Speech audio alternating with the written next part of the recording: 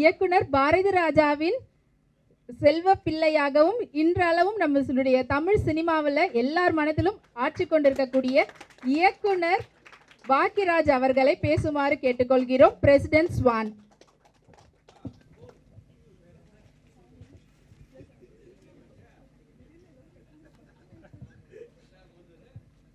நான் வந்தோன்னையுமே சௌமியா கிட்ட ஒரு சின்ன ரிக்வெஸ்ட் பண்ணி சொல்லியிருங்க ஃபஸ்ட்டு ஓப்பனிங்க்கு அப்படின்னு சொல்லி பேசிகிட்டு இருந்தோம். என்னென்னா படத்தினுடைய டைட்டில் தான் ஐயையோ, பேசுகிறவங்க அந்த ஐயையோன்னு மட்டும் ஆரம்பித்து பேசிட்டோம். ஆனால் அவங்க பேசும்போது அங்கே கீழே இருக்கிறவங்கள ஐயையோ இது எப்படா முடியும் அப்படிங்கிற லெவலில் நினச்சிட வேண்டாம் அப்படின்னு சொல்லி ஒரு வார்த்தை சொல்லி வைங்க அப்படின்னு. உடனே பேரரசு உதயகுமார் கரெக்டு தான், ஆனால் நம்மளையெல்லாம் இன்சல்ட் பண்ணுற மாதிரி ஏதாவது யாராவது நினச்சிட்டாங்கன்னா என்ன பண்ணுறது, அதனால் அவங்கக்கிட்ட சொல்லி அது சொல்லுங்கன்னு சொன்னால் அது அவங்களுக்கும் கொஞ்சம் சார் நான் எப்படி இதை சொல்கிறதுன்னு நினைப்பாங்க அப்படின்னு. அப்புறம் பார்த்தா ஆரம்பித்தாங்க. அப்புறம் அதுக்கு தேவைப்படாத அளவுக்கு எல்லாருமே ஒரு லிமிட்டாக ஐயையோ அப்படின்னு பேசினாங்க. கடைசியில் யாருக்கு என்ன பேசும்போது ஐயையோ அதை மிஸ் பண்ணாமல் சொல்லியிருக்கணுமே, அவர் பேசும்போது சொல்லியிருந்துருக்கலாமே அப்படின்னு சொல்லி தோணுச்சு. ஆனால் பரவாயில்ல, அவருடைய சிஷ்யர் அப்படின்னு சொல்லும்போது அவர் டைம் எடுத்து அதை பேசி தான் ஆகணும். ஸோ இந்த ஐயையோ திரைப்படத்தினுடைய இந்த விழாவுக்கு வந்திருக்கிற அனைத்து பத்திரிகையாளர் நண்பர்கள் மற்றும் ஊடக நண்பர்கள் எல்லாத்துக்கும், பார்வையாளர்கள், அப்புறம் இந்த யூனிட்டை சேர்ந்தவங்களாம் இருப்பாங்க, அவங்க நடித்தவங்க எல்லாத்துக்கும் என்னுடைய பணிவான வணக்கத்தை தெரிவிச்சுக்கிறேன். அதே மாதிரி சிவகணேஷ் உங்க கூடயே ஒரு என் பேர்லேயே அவங்க அப்பா எனக்கு பெரிய ஃபேன் அப்படிங்கிற முறையில் அவருக்கு பேரில் என் பேரையும் ஜாயின் பண்ணி விட்டுருக்காரு. அப்புறம் ஹரிகுமார் ராஜன், இவங்க எல்லாத்துக்குமே இந்த மொத்த டீமுக்கும் என்னுடைய வாழ்த்துக்களை தெரிவிச்சுக்கிறேன்.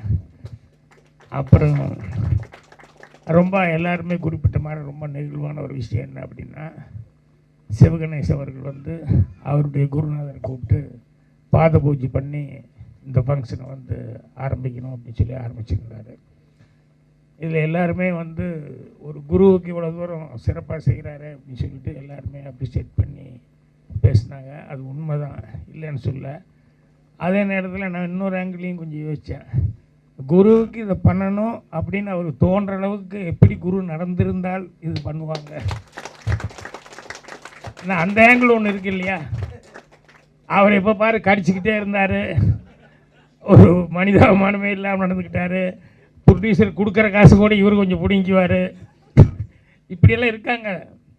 ஸோ அந்த மாதிரிலாம் இல்லாமல் அவர் எவ்வளோ தூரம் இவங்களெல்லாம் அரவணைச்சு வந்திருந்தால் அவருக்கு பாத பூஜை பண்ணணும் அப்படின்னு சொல்லிட்டு இவருக்கு தோணியிருக்கும் அப்படின்னு சொல்லிட்டு யாருக்கண்ணன் அவர்களை அதை நினச்சி நான் சந்தோஷப்பட்டேன். ஏன்னா அவர் அதுக்கு பாராட்டணும் அப்படின்னா அவருடைய குருநாதர் அவரே பாராட்டணும், மகேந்திர சாரை பாராட்டணும். என்னென்னா அவங்கெல்லாம் எனக்கும் சீனியர் தான் அவர். ஆனால் என்னுடைய படங்கள் ரிலீஸ் ஆன நேரத்தில் அப்போ பார்த்துட்டு பாராட்டுறது மட்டுமல்ல, திடீர்னு டிவியில் வரும், உடனே ஃபோன் பண்ணி பைரே சார் நான் மகேந்திரன் பேசுகிறேன் அப்படிம்பாரு.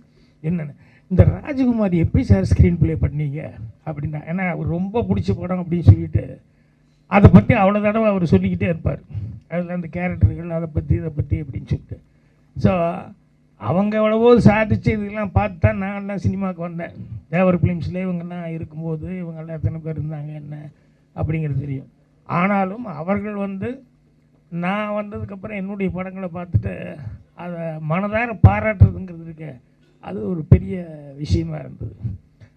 அதே மாதிரி பாலு மகேந்திர சார் எனக்கு ஒரு நாள் சொன்னேன், என் படம் காப்பி ரெடி ஆனோடனே அவர் 2 தடவை காப்பி ரெடி ஆகிடுச்சான்னு லேபில் கேட்டுக்கிட்டே இருக்காருண்ணே. என்ன காப்பி ரெடி ஆனோடனே அங்கே போய் உட்காந்து அவர் படம் பார்த்தாராம், டார்லிங்.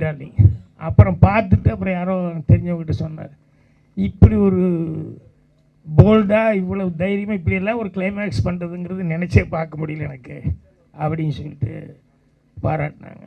அது மாதிரி அவங்கெல்லாம் அதே மாதிரி பாலச்சந்தர் சார் மௌனகீதங்கள் படம் பார்த்துட்டு அங்கேயே வெளியே மேனா தேட்டரில் ரொம்ப நேரம் எப்படி இப்படி ஒரு பொசிட்டிவான ஒரு கேரக்டர், இந்த சரிதாகிட்டு இவ்வளோ விஷயம் இருக்கா, நான் தான் இன்ட்ரடியூஸ் பண்ணேன். எனக்கு தெரியல அந்த பொண்ணுக்கு இவ்வளவெல்லாம் நடிக்க தெரியும் அப்படிங்கிறது எனக்கு தெரியல. எப்படி இப்படி வேலை வாங்கினீங்க எனக்கு ஒன்றுமே புரியல, எப்படி இப்படி ஒரு கேரக்டரைசேஷன் பண்ணீங்க அப்படின்னு சொல்லிட்டு ஒரு அரை மணி நேரம் 3/4 மணி நேரம் மற்றவங்கெல்லாம் என்கிட்ட பேசுறதுக்கு சான்ஸ் இல்லாத அளவுக்கு.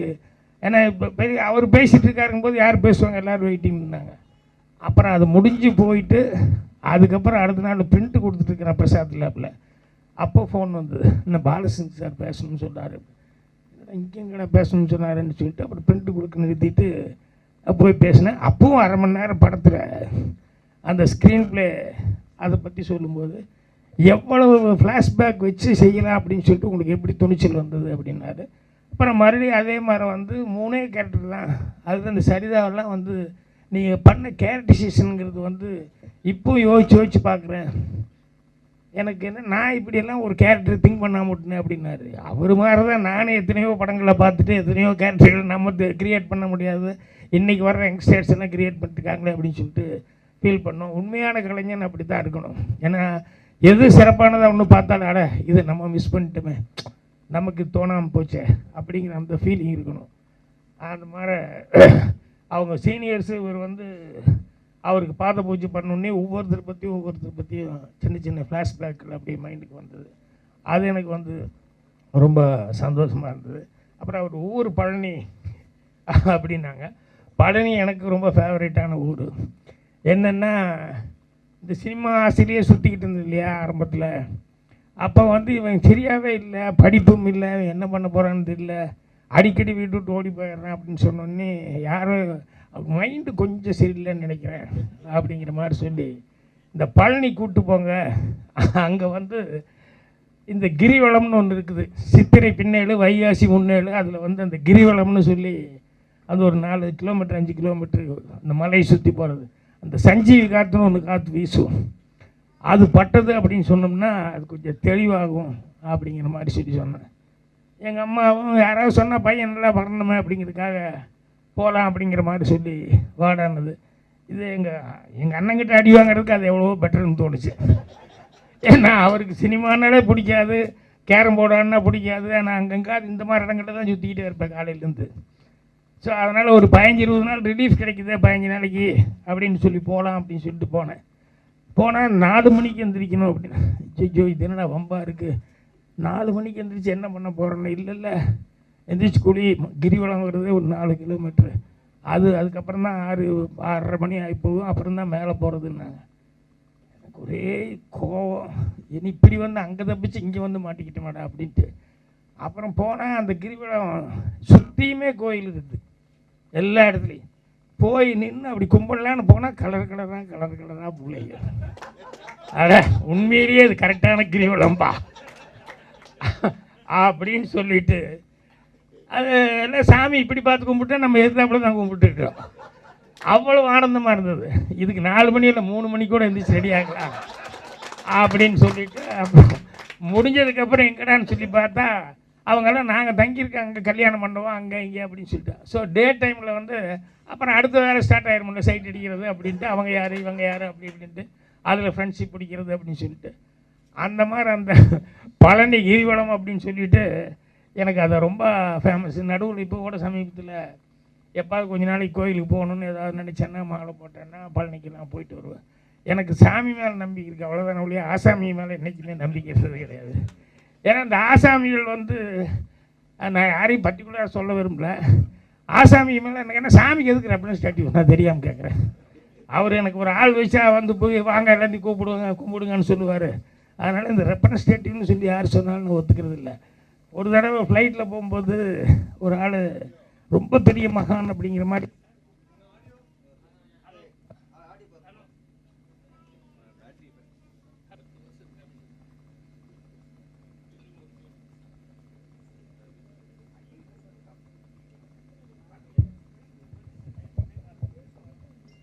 ஹலோ அதுக்கப்புறம் பெரிய மகான் அப்படின்னு சொல்லி சொன்னாங்க. நான் பேசாமல் உட்காந்துருந்தேன். அப்புறம் எல்லோரும் வணக்கம் போட்டப்போ நானும் வணக்கம் போட்டேன். அப்புறம் என்னை பார்த்து சிரித்து அப்படியே பேசினார். அப்புறம் என்ன அமைதியாக போய் உட்காண்ட்ருக்கீங்க அப்படின்னாரு. அதுக்கப்புறம் ஒன்றும் இல்லைங்க, இல்லை எதாவது கேட்க நினச்சா கேளுங்க அப்படின்னாரு. இல்லை பரவாயில்ல, இல்லை எதாவது கேட்க நினச்சா கேளுங்க அப்படின்னு. நீங்கள் ரொம்ப நாளாக ஒரு சின்ன சந்தேகம் என்ன அப்படின்னு.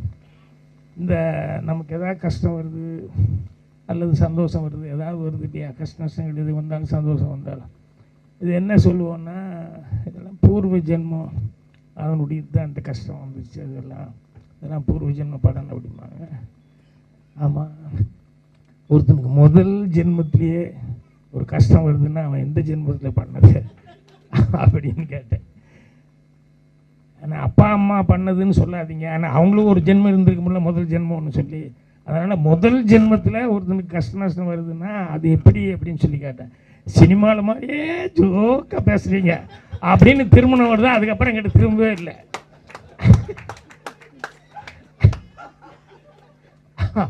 அப்புறம் சரின்னு சொல்லி விட்டுட்டேன். என்ன சில சந்தேகங்கள் வரக்கூடாது மனிதனுக்கு, வந்துருச்சுன்னா அதுக்கப்புறம் அதை கேட்கும்போது அது கரெக்டான பதில் வந்தால் பரவாயில்ல, பதில் வரல அப்படின்னு சொன்னோம்னா அது கடைசி வரைக்கும் கொடுத்துக்கிட்டே இருக்கும். இப்போ இவர் கலைஞர் பேசும்போது கூட நடிகர்களை பற்றி சொல்லிட்டு இருந்தார். எப்போவோ யோசிச்சு ஒரு தாட்டு டக்குன்னு அது அடடே ஆமாங்க கூட நான் இப்படி கூட ஒன்று யோசிச்சு வரலான்னு. என்னென்னா இப்போ ரஜினி சார் டூப் இருக்காங்க, கமலுக்கு டூப் இருக்காரு, எனக்கு டூப் இருக்காங்க, இந்த மாதிரி எல்லாத்துக்குமே டூப் இருக்காங்க இல்லையா. நார்த்தில் எங்கேயோ ஒரு ரிமோட்டான ஒரு வில்லேஜ், அங்கே கொஞ்சம் தமிழ் குடும்பம்லாம் இருக்குது. அவங்களுக்கு வந்து ஃபெஸ்டிவல் ஏதாவது வரும்போது, ஏதாவது திருவிழா அது மாதிரி ஃபங்க்ஷன் பண்ணும்போது ஒரே மாதிரி பண்ணிகிட்டு இருக்கமே, என்னடா பண்ணுறது, ஆனால் இருக்கிறது ஒரு 50 ஃபேமிலி தான், அவ்வளோதான் இருக்காங்க அப்படின்னு சொல்லும்போது அவங்க இந்த தடவை வித்தியாசமாக எதாவது பண்ண முடியாது. அவங்க லெவலுக்கு அவங்க என்ன பண்ண முடியும்? இங்கிருந்து ரஜினி சார் வாங்க, கமல் வாங்க, பாக்யராஜ் இவங்கெல்லாம் கூப்பிட முடியாது இல்லையா. அதனால் அவங்க என்ன ஒரு ஐடியா பண்ணாங்க, என்னன்னா இவங்க எல்லாத்துக்கும் டூப் இருப்பாங்க இல்லையா, ஸோ அவங்கள கூப்பிட்டு வந்தோம்னா நம்ம ஜனங்களுக்கு ஒரு பெரிய என்டர்டெயின்மெண்ட்டாக இருக்குமே அப்படின்னு வந்து இங்கே இருக்கிற டூப்புகளுக்கெல்லாம் காசு கொடுத்தா தான் ஃபிக்ஸ் பண்ணி. இவனுக்கு என்ன தப்பு பண்ணிட்டாங்கன்னா, அங்கே அனௌன்ஸ்மெண்ட் கொடுக்கும்போது சூப்பர் ஸ்டார் ரஜினிகாந்த் இப்படிங்கிற மாதிரியே கொடுத்துட்டாங்க. கமலஹாசன், உலகநாயகன் கமலஹாசன், பாக்யராஜ் அப்படிங்கிற மாதிரியே கொடுத்துட்டாங்க. இங்கே ஒரு டெரரிஸ்ட் அங்கே இருக்கிற நார்த்தில், அவனுக்கு வந்து எவனோ ஒருத்தர் சொல்லிட்டான் என்னென்னா, இந்த மாதிரி தமிழ்நாட்டிலேருந்து சூப்பர் ஸ்டார் அந்த ஸ்டார் இந்த ஸ்டார் இப்படியெல்லாம் வர்றாங்க, அப்படியே அந்த குரூப் அப்படியே அள்ளி கொண்டு வந்து வச்சிட்டோம்னா நம்ம எவ்வளோ கேட்டாலும் காசு கிடைக்கும் அப்படின்னு சொன்னோன்னே அப்படியே அள்ளி கொண்டு போயிட்டாங்க. இவங்க இங்கே எல்லா ஸ்டார் மாதிரி எல்லாம் பண்ணி காமிப்பாங்கல்ல, எங்கே வந்திருக்கோன்னு தெரியல, அப்புறம் தான் நம்மளை கடத்திட்டு வந்திருக்காங்க அப்படின்னு சொன்னால் என்ன ஸ்டைல் பிரமாணம் பண்ணு ரஜினி பண்ணு, இவன் எங்கே இப்போ ஸ்டைல் பண்ண முடியும், நம்மளை கொண்டு இப்படி உட்கார வச்சுருக்காங்க அப்படின்ட்டு. ஸோ இது மாதிரி ஒரு தாட்டு, ஒரு காமெடியாக ஒன்று பண்ணால் எப்படி இருக்கும் அப்படின்னு சொல்லி நினச்சேன். நிறையா அந்த மாதிரி டைப்லாம் நிறையா பண்ணிக்கிட்டு இருக்காங்க, இப்போ வேறு மாதிரிலாம் கூட எல்லாம் பண்ணிட்டு.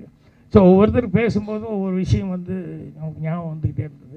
இப்போ இந்த களங்கோட வந்து அவர் சொல்லும்போது சொன்னார், இது கொஞ்சம் வித்தியாசமான களம்னு. அடடா, நம்ம படம் பார்க்கும்போது எனக்கு தோணுச்சு என்ன அப்படின்னா, ஏதோ கொஞ்சம் மைண்டு சரியில்லாத ஒரு கேரக்டர் வர்றாங்க, அவங்க அம்மா இருக்குது அப்படிங்கிற மாதிரி. பரவாயில்ல, நம்ம அந்த மாதிரிலாம் கூட பண்ண முடியல அப்படிங்கிற மாதிரி நினச்சிட்டேன். இல்லை இல்லை, அதுலேயும் கொஞ்சம் வித்தியாசம் அப்படிங்கிற மாதிரி அவர் சொன்னார். அப்படியா அப்படின்னு சொல்லிட்டு சந்தோஷப்பட்டுக்கிட்டேன். அதுதான் அவர் ஆசிரியராக இருக்கிறது எனக்கு பொதுவாகவே ஆசிரியர்கள் ரொம்ப பிடிக்கும். இதில் வந்து இவர் ஆசிரியராக மட்டும் இல்லாமல் இவங்க அப்பா வந்து எம்பேரை வச்சு பண்ணியிருக்காரு அப்படிங்கும்போது, பையனுக்கு வச்சுருக்காருங்கும்போது எனக்கு உண்மையிலேயே அவருக்கும் அவர் குடும்பத்தாருக்கு எல்லாத்துக்குமே ரொம்ப மனமார்ந்த நன்றி தெரிவிச்சுக்கணும். அதே மாதிரி இந்த படத்தை எடுக்கிறதுக்கு வந்து எப்படியெல்லாம் சிரமப்பட்டு இங்கே 50 கொடு, அங்கே 50 கொடு, 50 கொடுன்னு சொல்லி, இது இந்த வேலையை நீங்கள் மட்டும் இல்லை, அவர் யாருக்கன்னா எந்த காலத்துலேயே செஞ்சுருக்காங்க. இப்போவும் கொடுன்னு வாங்குறவங்க இருக்காங்க, அவ்வளோதான். படம் எடுக்கிறது இல்லை, வாங்கிட்டு அதோடு சரி ஆள் காட்டும் போயிடுறது. அந்த மாதிரி தான் நிறைய பேர் சினிமாவில் இருந்துட்டு இருக்காங்க. ஆனால் நீங்கள் வந்து உண்மையிலேயே சின்சியராக வந்து இந்த படத்தை வந்து நல்லபடியாக செய்யணும் அப்படின்னு சொல்லிட்டு இவ்வளோ தூரம் கொண்டு வந்திருக்கீங்க. அதனால் வெற்றி தோல்விங்கிறது வேறு. இதுக்கு வந்து நம்ம உழைத்த உழைப்புக்கு உண்டான பலன்கிறது என்றைக்கு இருந்தால் ஒரு நாளைக்கு கிடைக்கும், எவ்வளோ லேட்டானால் கூட. அவர் கூட சொன்னார் இல்லை, லைம் லைட்டில் நம்ம வர்றதுன்னு யாருக்கன்னு சொல்லும்போது சொன்னார், நம்ம இப்படியே இருந்துட்டு இருந்தால் தான், மிதமான புகழ் இருந்தால் தான் நல்லது அப்படின்னாரு. நான் அது யோசிக்கலை. கலைஞான சாரை கிருஷ்ணகிரா நடிங்கன்னு இது நம்மால் நடிக்க வச்சுட்டு பயங்கர சந்தோஷமாயிட்டார். அதுக்கு முன்னாடி அத்தனை படம் எடுத்திருக்காரு அவர். சிவாஜி சாரை வச்சு படம் எடுத்திருக்காரு, ரஜினி இன்ட்ரடியூஸ் பண்ணது அதுதான், அவர் தான் இவ்வளோவெல்லாம் பண்ணியிருக்காரு. இது நம்மளால் நடித்து முடிச்சதுக்கப்புறம் பயங்கரமான பேர் அவருக்கு வந்துருச்சு. ஒரு 4-5 நாள் ஒரே புகழாக பாடிக்கிட்டு இருந்ததுக்கப்புறம் ஒரு 10 நாள் கழித்து, தம்பி என்னை இப்படி மாட்டி விட்டீங்களேன்னு. என்னென்ன அப்படின்னு, இறங்கி ஒரு ஆட்டோ பிடிக்கலான்னு. என்ன நீங்கள் ஆட்டோலையா அப்படிங்க. என்ன சொல்கிறீங்க, ஆட்டோ போகிறது அவன் வந்து என்ன இது நம்மால் நடித்ததுனால கிருஷ்ணயர், நீங்கள் எப்படி ஆட்டோவில் என்ன சார் கார் அப்படிங்கிறான். இப்போ இதுக்காகவே நான் மறுபடியும் கார் வாங்கிக்கணும் போல இருக்கு தம்பி, இருந்த காரை இப்போ கொடுத்தது ஏன்டா கொடுத்தோங்கிற மாதிரி ஆகிப்போச்சு அப்படின்னு சொல்லிட்டு, இனிமேல் நான் கார் மெயின்டைன் பண்ணாமல் ஒன்றுமே பண்ண முடியாது போல இருக்கு அப்படின்னு சொல்லிட்டு. ஸோ கொஞ்சம் பேர் வரும்போது கொஞ்சம் இந்த பேரில் இந்த மாதிரி பிரச்சனைகள்லாம் நடக்கிறது உண்டு. பட் அவங்கெல்லாம் ஒரு மகேந்திர சார் இவங்கெல்லாம் வந்து அந்த காலத்தில் எனக்கு ரொம்ப பிடிச்ச விஷயங்கள் என்னென்னா, ஒரு கம்பெனியில் கதை கேட்குறாங்க, இவர் போய் ஒன்று சொல்கிறாரு, அது சரியாக வரலன்னா நீங்கள் என்ன மாதிரி எதிர்பார்க்குறீங்க அப்படின்னு.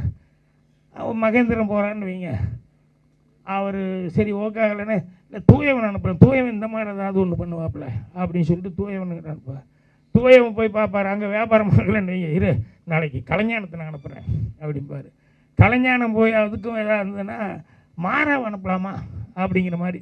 இவங்கெல்லாம் எப்படின்னா, நம்ம தான் ரைட்ரு அப்படின்ட்டு நம்மளே தான் சொல்லி ஆகணும் அப்படின்னு தான் நினைக்கிறது இல்லை. நமக்கு இல்லாத தாட்டு ஏதோ ஒன்று வித்தியாசமாக அவனுக்கு இருக்கலாம், இன்னொருத்தருக்கு இருக்கலாம் அப்படின்னு சொல்லிட்டு அடுத்தவர்களை வந்து மதித்தார்கள் அவங்க. அதுதான் அவங்களுடைய வெற்றிக்கெல்லாம் காரணமாக இருக்குது. நான் வந்தப்போ எல்லாம் இப்போ யங்ஸ்டர்ஸாக அசிஸ்டண்ட்டு அப்படின்னு சொல்லும்போது, நான் இல்லை கலைஞான சார் கூப்பிடு, கனக சண்முகத்தை கூப்பிடு அப்படின்னு சொல்லி இவங்களெல்லாம் நான் கூப்பிட்டேன். என்னென்னா, நான் படத்தில் டைலாக் எழுந்தில்ல, ஓல்ட் இஸ் கோல்டுங்கிறது எனக்கு எப்பவுமே அது நம்பிக்கை உண்டு. என்ன காரணம்னா, டிஸ்கஷனில் உட்காந்துருக்கும்போது எதாவது ஒன்று சொல்லும்போது, இன்றைக்கி லேட்டஸ்ட்டாக ஒரு சீன் சொல்கிறாங்களே இல்லையோ, நம்ம ஏதாவது ஒரு சீன் சொல்லும்போது இது நல்லா இருக்குது தம்பி, ஏன்னா இந்த படத்தில் வந்து ஹிந்தி படத்தில் பண்ணியிருந்தாங்க இதே சாயல், ஆனால் அந்த சீன் லைஃப் இருந்தது, அது நல்லா இருந்தது, அதனால் இது எடுபடும் அப்படின்னு சொல்லுவாங்க. அந்த மாதிரி நமக்கு ரெஃபரன்ஸ் வந்து பிரமாமா கொடுப்பாங்க. அதே மாதிரி ஜிபிஎஸ், அவர் ஒரு பெரிய ரைட்ரு, எனக்கு முன்னால் வரும்போது எல்லாம் சொல்லுவாங்க ஸ்க்ரீன் ப்ளே அத்தாரிட்டி அப்படின்னு சொல்லிட்டு. அவர் டிஸ்கஷனில் வந்து உட்கார்ந்தார். அவர் உட்காரும்போது அதே மாதிரி தான் ஒரு சீன் சொன்னோம்னா அடுத்த நாள் வந்து ஒரு புக் எடுத்து வந்துடுவார். என்னென்ன ஃப்ரெஞ்சில் ஒரு நாவல் வந்தது, அது வந்து நீங்கள் படிக்க சான்ஸ் இல்லை, இங்கிலீஷில் டிரான்ஸ்லேட் ஆகி உங்களுக்கு படிக்கிறதுக்கு சான்ஸ் இல்லை, நான் படித்தேன், நேற்று நீங்கள் ஒரு சீன் பேசுனீங்களே அந்த சீனுங்கிறது வந்து ஏறக்குறைய இந்த மாதிரி தான் இருந்தது அப்படின்னு சொல்லிட்டு, இப்படி நல்ல நல்ல விஷயங்களை வந்து அந்த கொஞ்சம் ஏஜ் ஆகிருந்தால் கூட அவங்க வந்து அதுக்கு தகுந்த மாதிரி நமக்கு கைடு பண்ணுவாங்க. அதனால் நமக்கு யங்ஸ்டர் தான் நமக்கு உதவுவாங்கன்னு இல்லை, ஓல்டு பீப்புளும் வந்து அவங்களுடைய அனுபவங்கள் வந்து நமக்கு எவ்வளோ விதத்தில் நமக்கு வந்து ஹெல்ப்பாக இருக்கும். எனக்கு அந்த அனுபவங்கள் தான் ரொம்ப கை கொடுத்துட்டு. அதே மாதிரி இந்த ஐயோ டைட்டில் வச்சுருக்கீங்களே, இந்த டைட்டில் என்னென்னா எப்பவுமே ஐயோ அப்படிங்கிறதே வந்து ஒரு பெரிய சோகம், பெரிய ஒரு பெயின், எதிர்பாராத ஒன்று வந்துருச்சு அப்படிங்கிற மாதிரி வரும்போது தான் ஐயோ அப்படிங்கிற மாதிரி அந்த ஃபீலிங் இருக்கும். ஆனால் எவ்வளோ பெரிய ஆக்சிடென்ட் நடந்தாலும், எவ்வளோ பெரிய சமாச்சாரம் நடந்தாலும் அடுத்து அதுதான் பெரிய காமெடி ஆகி போகும். முதல்ல பார்த்தா ஒரு பெரிய ஆக்சிடென்ட் மாதிரி இருக்கும், அந்த ஐயோ அப்படின்னு சொல்கிற மாதிரி. அடுத்தது பார்த்தா அதே பெரிய பயங்கர காமெடி ஆகி போகும். எனக்கு தெரிஞ்ச ஒருத்தர், அவர் வந்து வில்லேஜ்லேருந்து வந்தவர், வேலைக்கு வேணும்னு கோயம்புத்தூர் கூப்பிட்டு வந்து விட்டுருக்காங்க. அவரை கூப்பிட்டு போய் லாரி கிளீனர் இதில் கொஞ்ச நாளைக்கு போகட்டுன்னு சொல்லி போய் விட்டுருக்காங்க. லாரி கிளீனராக இவர் போயிட்டு இருந்திருக்காரு. அது என்னென்னா, இந்த பெட்ரோல் டீசல் லாரி அது இருக்குது, அதுதான் அது ஓட்டிகிட்டு போகிற ஒரு டிரைவர் கூட இவர் அசிஸ்டண்ட்டாக போயிருக்காரு. அது பின்னால் அந்த டேங்க் இருக்கும், முன்னால் தனியாக பாக்ஸு, டிரைவர் உட்காந்துட்டு ஓட்டிகிட்டு போகிற மாதிரி தனி பாக்ஸ் மாதிரி இருக்கும். அதில் நைட்டை வெயிட்டில் போயிட்டுருக்காங்க. ஃபாஸ்ட்டாக வந்தது, டிரைவருக்கு வந்து அந்த இடம் திடீர்னு டேர்னிங் வருது அப்படிங்கிறது தெரியல. பக்கத்தில் வந்ததுக்கப்புறம் தான் பார்த்துருக்காரு. அவசரமாக பிரேக் அடித்தா அந்த டேர்னிங்கில் பின்னால், அது ஃபுல் வெயிட் இல்லையா பெட்ரோல் அந்த இதோடு இருக்கிறது, அந்த டீசல் இது இவர் பெட்ரோல் அடித்ததுக்கு முன்னால் தான் இதாகும். பின்னால் வந்து அந்த வெயிட்டில் அடித்தது பாருங்கள், இவர் தனியாக புட்டுக்கிட்டு போயிட்டார். முன்னால் இந்த பாக்ஸு, அந்த இது பெட்ரோல் டின்னு அது தனியாக போய் பெட்ரோல் டேங்க்கு எல்லாமே ரோட் விட்டு போய் அந்த பக்கம் வயல்வெளியில் அப்படி விழுந்துருச்சு. விழுந்தா மொக்கையடி.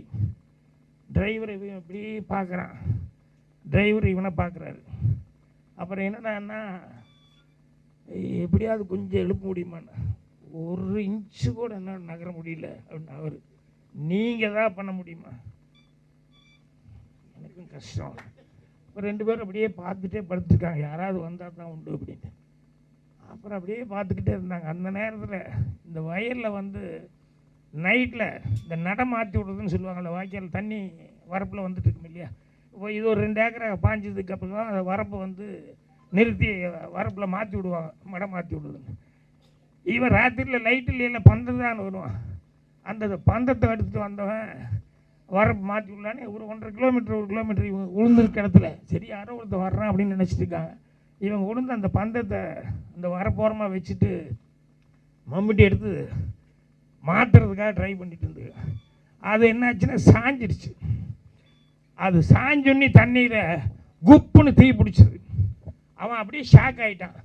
அந்த தீ அப்படியே கப கப கப கபன்னு போக ஆரம்பிச்சோன்னே அவனுக்கு என்னென்ன தண்ணி தீ பிடிச்சிட்டு அது பாட்டில் போகுதுன்னு ஒன்றே அவன் ஓடுறான் ஊருக்குள்ளே. இந்த 1 இன்ச்சு கூட நகர முடியாதுன்னு படுத்துருந்து இப்படியே பார்க்குறாங்க. என்ன ஏதோ இந்த வெறுப்பு வருதுன்னா, அப்புறம் பார்த்தா அது நம்மளை நோக்கி தான் வருது அப்படின்னா, என்னடா அது நம்மளை தண்ணி என்ன எரிஞ்சுக்கிட்டே வந்துட்டே இருக்குன்னு என்னென்ன அப்போ தான் பார்த்தானுங்க டேங்க் உடஞ்சி அந்த அது பெட்ரோல் அது போயிடுச்சு, அந்த இதில் கலந்து அப்படி போயிடுச்சு.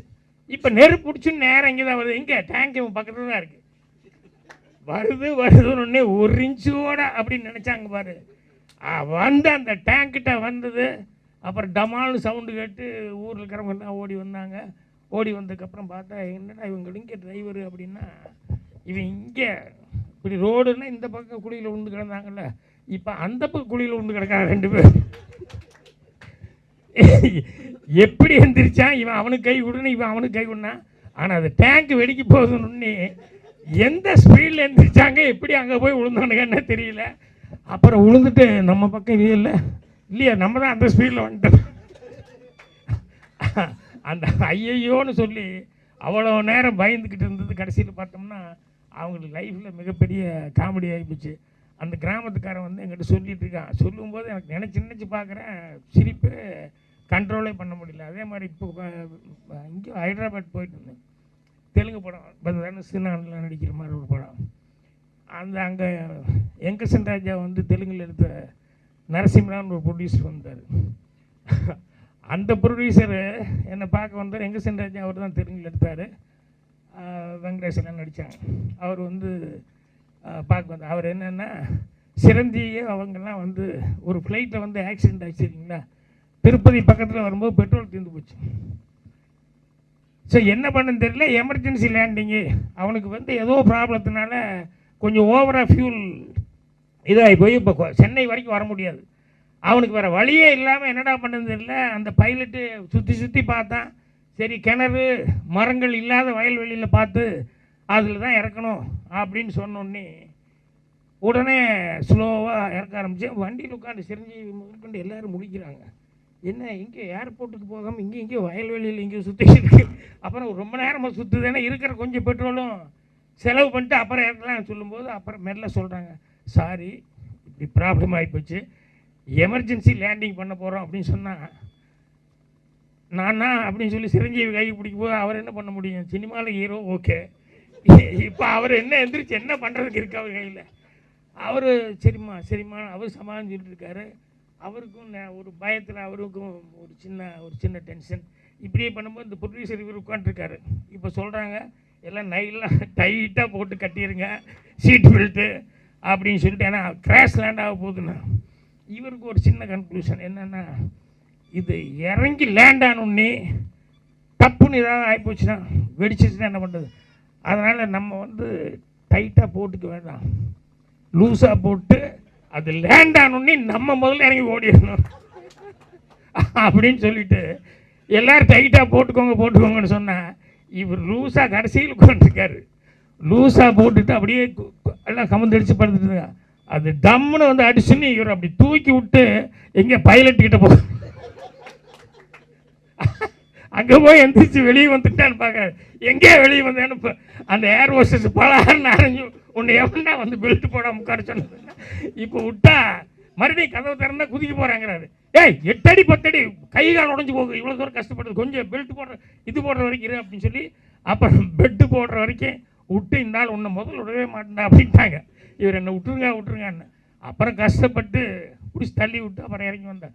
வெளியே வந்தால் அங்கே ரோட்டில் ஜனங்கள்லாம் இருப்பாங்கல்ல, வயல்வெளியில் அங்கே எங்கேயா மாடு மேய்ச்சிங்க. அந்த ஃப்ளைட் ரொம்ப நேரம் சுற்றணுன்னே அது ஒரு அட்ராக்ஷனாக வந்து நின்னாங்க. அப்புறம் திடீர்னு ஃப்ளைட் இப்படி லேண்ட் ஆனோடனே அவங்களுக்கு ஏதோ ஸ்டண்ட் சீன் எடுக்கிறாங்க உனக்குன்னு.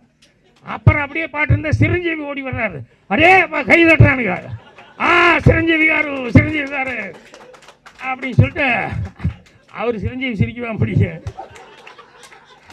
நானே உசுருக்கு போயிட்டு வந்தேன், எங்கடா இங்கே சிரஞ்சீவி, அவன் பெரிய ஹீரோ சூப்பர் ஸ்டார் அப்படி இப்படின்னு என்னென்னமோ பேசிட்டு இருக்கான். அவனால சொல்லவும் முடியல, பொண்ணை கூப்பிட்டு வந்து சேர்த்துனா போதும் அப்படின்னா வந்தால் எல்லாம் கை கொடுக்குறானுங்க. ஸோ அவ்வளோ நேரம் ஐயோன்னவருக்கு இப்போ எப்படி ஒரு ரிலீஃப் இருந்திருக்கும். அப்புறம் திரும்பி பார்க்குறாரு, ஃப்ளைட் எங்கேயோ இருக்குது, நம்ம எங்கேயோ இருக்கோம், எல்லாருமே தப்பிச்சிட்டோம் அப்படின்னு சொன்னதுக்கப்புறம் இப்போ எல்லாத்துக்குமே சிரிப்பாக. இந்த நரசிம்மராவை பார்க்கும்போது இங்கிருந்து அங்கே போய் விழுந்தார். அந்த ஏர் ஹோஸ்டஸ் இன்னும் திட்டிக்கிட்டே இருக்காங்க அந்த ஆளை. அன்னையோடு சரி. இப்போ நான் வரும்போது கூட இங்கே வேலூரில் ஒருத்தர் உடம்பு சரியில்லைன்னு சொல்லி வந்தவர் ட்ரெயினில் தான் போனார் இங்கேருந்து. அதோட ஃப்ளைட்டுங்கிறதே மாற்றிட்டார். ஸோ எப்பேற்பட்ட ஐயோ சமாச்சாரம் கூட பின்னால் வரும்போது அது ஒரு ஹாப்பியான ஒரு சமாச்சாரம் வந்ததும். ஸோ இந்த படத்துக்கு ரொம்ப சிரமப்பட்டிருக்கல. எல்லா சிரமமும் வந்து படம் ரிலீஸ்க்கு அப்புறம் ஒரு நல்ல விதத்தில் எனக்கு இத்தனை பேர் வந்துருக்காங்க. அவர் சொன்ன மாதிரி இவங்கெல்லாம் வந்து பேரரசு, உதயகுமார், இவங்கெல்லாம் வந்து இந்த மாதிரி புது ஆளு எதுனாலும் எல்லா ஃபங்க்ஷனும் கலந்து எல்லாத்தையும் என்கரேஜ் பண்ணிக்கிட்டே இருக்காங்க. அவர் இவர் சொன்னார்ல பாலசேகர், இங்கே பெரிய டைரக்டர்ஸ் முடிய ஆன்மாக்கள்லாம் சுற்றிக்கிட்டு இருக்கணும். கண்டிப்பாக வந்து இங்கே நல்ல மனிதர்கள் நிறைய பேர் இருந்திருக்காங்க. அவங்களுடைய ஆசீர்வாதம் வந்து உனக்கு கண்டிப்பாக ஹெல்ப் பண்ணணும்னு சொல்லி உங்கள் டீமுக்கு எல்லாத்துக்கும் என்னுடைய மனமார்ந்த வாழ்த்துக்கள் தெரிவிச்சு நன்றி, வணக்கம். இதுக்கு மேலே எல்லோரும் ஐயோ அப்படின்னு சொல்லி சொல்ல ஆரம்பிச்சு. வணக்கம்.